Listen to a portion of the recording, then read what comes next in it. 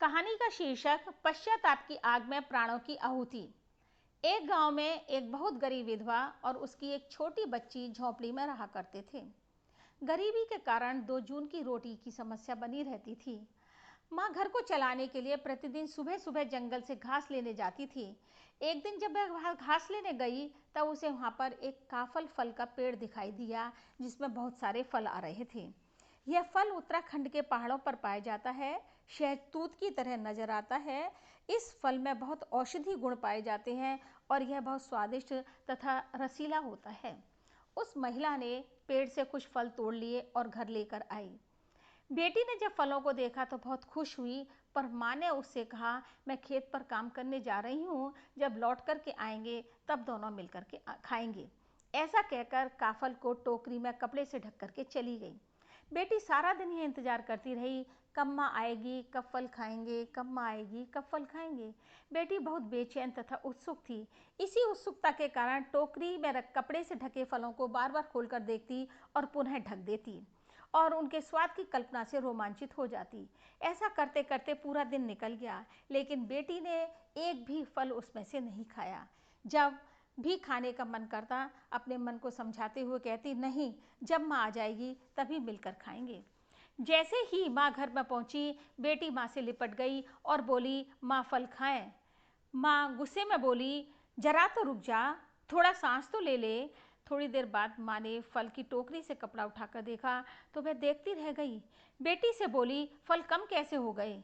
माँ ने उसे डांटते हुए कहा, तूने खाए क्या? बेटी ने कहा, नहीं माँ, मैंने नहीं खाए। माँ थकी हुई थी, गर्मी का मौसम था, परेशान हो रही थी। उसी के कारण उसने बेटी की बात पर विश्वास नहीं किया और उस गुस्से में बेटी को एक बहुत जोर से थप्पड़ मार दिया। थप्पड़ लगते ही बेटी जमीन पर गिर पड़ी और फिर भी गिरते गिरते बोली, माँ मैंने नहीं खाए, खाने की बात छोड़ो माँ, मैंने चखे भी नहीं है। इतना कहने के साथ ही उसके प्राण पखेरु हो गए। अब तक माँ का गुस्सा भी शांत हो चुका था। जब तक माँ ने अपने आप को संभाला तब तक उसकी सारी दुनिया बदल चुकी थी। वह बेटी को गोद में लेकर रोने लगी, ये मैंने क्या कर दिया, मेरा एक यही तो सहारा थी, पर अब पछताने से कुछ नहीं हो सकता था। माँ रोते रोते कहने लगी, मैंने अपना सहारा अपने ही हाथों मार डाला, वह भी मात्र कुछ फलों के लिए। मैं ये फल लाई भी तो उसी के लिए थी। हाय, मेरे हाथों ये क्या हो गया? अगर उसने कुछ खा भी लिए तो कौन सा अपराध कर दिया था? माँ ने गुस्से में फल की टोकरी को झोंपड़ी से बाहर फेंक दिया। रात भर फल जमीन पर पड़े रहे। जेठ की गर्मी थी जिसके कारण वह मुरझा गए थे, पर अब ठंडी हवा लगने के कारण वो पुनः ताज़ा हो गए और टोकरी पूरी भर गई थी। अब माँ की आंखें खुली और बेटी की सच्चाई सामने नजर आई। यही सब सोचते सोचते और रोते रोते माँ के भी प्राण निकल गए, क्योंकि एक तो वह भूखी प्यासी थी, दूसरा बेटी का गम उसे खाए जा रहा था। ऐसा मानते हैं कि दोनों मरकर के पक्षी बन गए। अब जब काफल पकते हैं तो एक पक्षी अपनी करुण भाषा में गाता है, काफल पाको मैनी चाखो, अर्थात काफल पक गए हैं पर मैंने नहीं चखे हैं। तभी दूसरा पक्षी विलाप करते हुए कहता है, पुर पुतई पूर, अर्थात पूरे हैं बेटी, पूरे हैं।